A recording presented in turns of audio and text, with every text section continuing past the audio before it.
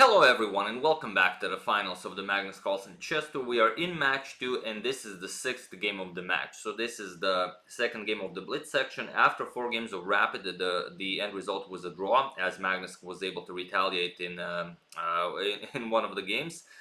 Which is a crazy one. I thought about showing that as well, but I decided to show that one tomorrow as it would take too much time. It's a really complicated game, so I would prefer to do it with some more time on my hands. So here, this is the Blitz game, and it features something very interesting. Now, the title of this video does not refer to the move of the game that was played, but actually to Hikaru's whole approach to the match, which is something that we're going to discuss right out of the opening.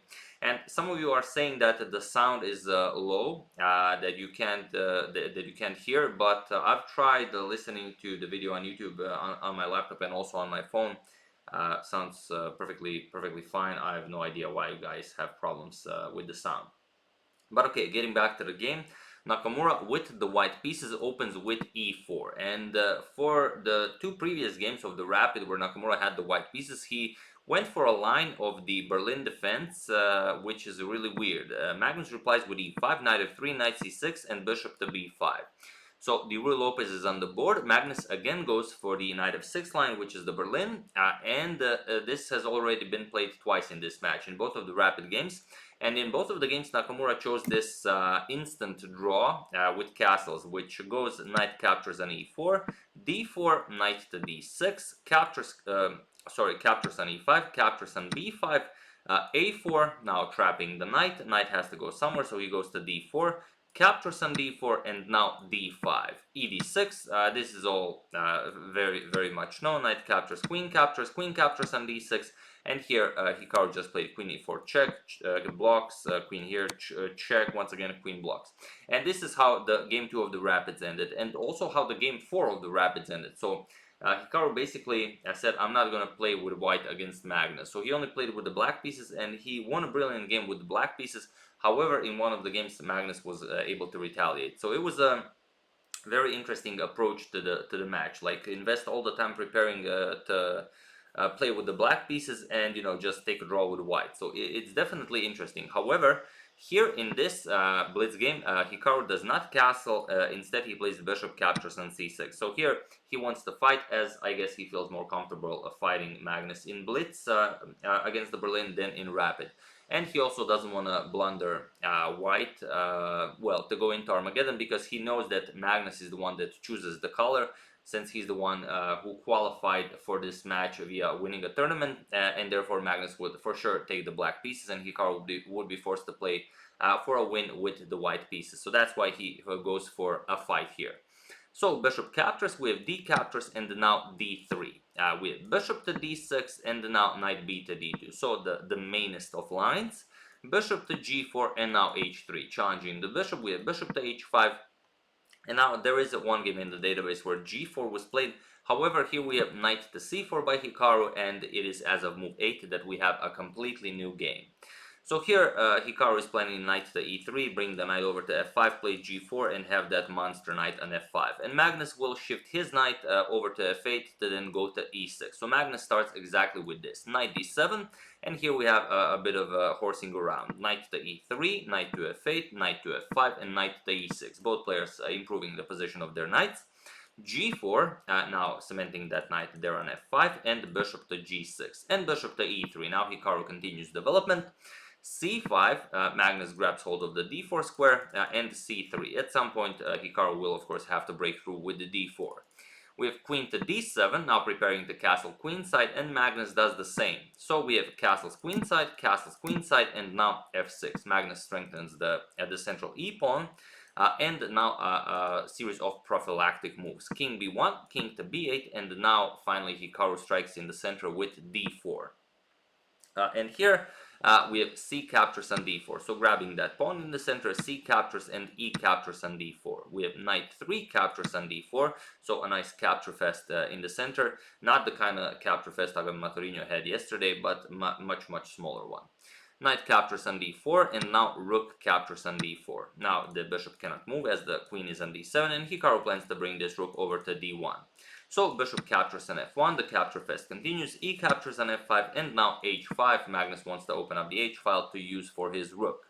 But rook h to d1, and now comes h captures on g4. We have whoa, that's not a captures. We have h captures on g4.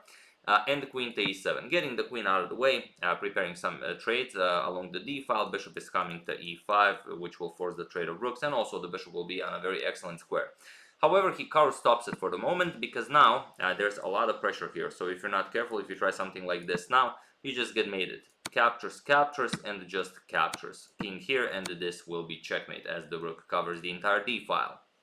So here, after queen a4, we have b6. Of course, Magnus needs to numb down this bishop on e3, and queen to c6 by Hikaru. Now, some ideas might be possible here along the a file, but it's still very, very far off. So bishop to e5 now, offering a trade here, but now Hikaru goes rook to d7. And okay, for the moment the bishop is guarding the c7 pawn, but that could change very, very quickly. For example, f4, bishop here, rook captures, and all of a sudden you have a lot of problems. So here we have rook captures on b7, rook captures on b7, and queen to b4 now. And here Magnus is threatening checkmate, so Hikaru just blocks it. Bishop to d4, and not just blocking checkmate, but also preparing to remove the defender of the c7 square, play captures and checkmate. One of the options, but now Magnus, of course, needs to block this. He goes bishop to d6, and now Hikaru needs to find a move, and it's not all that easy to find a move, because queen to e1 could be very annoying. So here, probably best is bishop e3, you give up the g4 pawn, and if any checks are coming your way, you can always just block with the bishop. So here you give up a pawn and you try to survive. However, Hikaru played queen to e4 here. He guards the e1 square this way, but now this simply doesn't work. This completely blunders the game, so feel free to pause the video and win this game for Hikaru while I look for something to show you on my computer.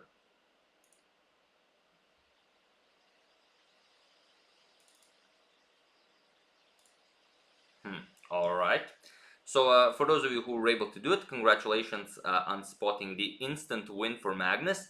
And for those of you who just want to enjoy the show, it's queen to a4. This is what Hikaru missed, and the problem is now the rook is under attack, and also the mate in 1 is threatened on d1. That's why bishop to e3 was such a strong move in that position. And here, when Hikaru saw this, he immediately made this face. There, we can check it out one more time.